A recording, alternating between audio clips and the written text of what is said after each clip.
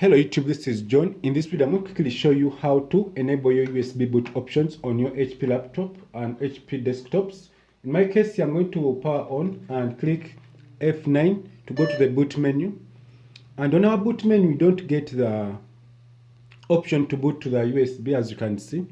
So if I move closer a bit, sorry about that, we don't have our USB boot options, and you have our USB inserted. So you're going to click escape. So when you click escape, you're going to go to F10, or you can click on this part, then to take you to the BIOS setup. So when you go to the BIOS setup, you're going to go to advanced. So when you go to advanced, you're going to go to boot options and secure boot. So you first go to this option and you enable the USB storage boot. This is very important. And when you go here, you have to enable legacy support.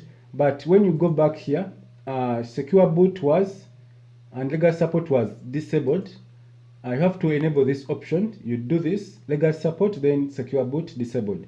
Then after that, you're going to click F10 to save changes. So when you click F10, you're going to click yes, save changes, then the computer will reboot. So when the computer reboots, you're going to go and click F9 so that we go to the boot menu.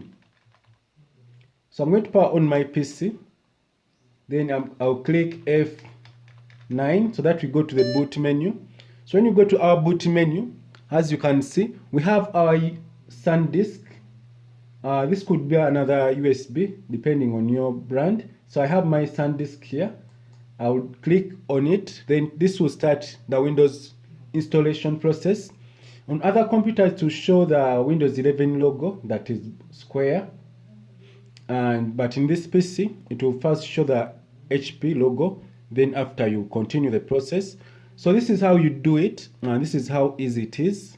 Please subscribe to this channel so that we can grow and so that we can make more videos every day. So if this video is helpful, please go ahead and click the bell icon so that we get notified whenever I upload this video like this. So this is what we have, and we have our Windows 11 waiting for installation. So you can watch my previous video on how to install Windows 11 from scratch. So have a nice time. Goodbye.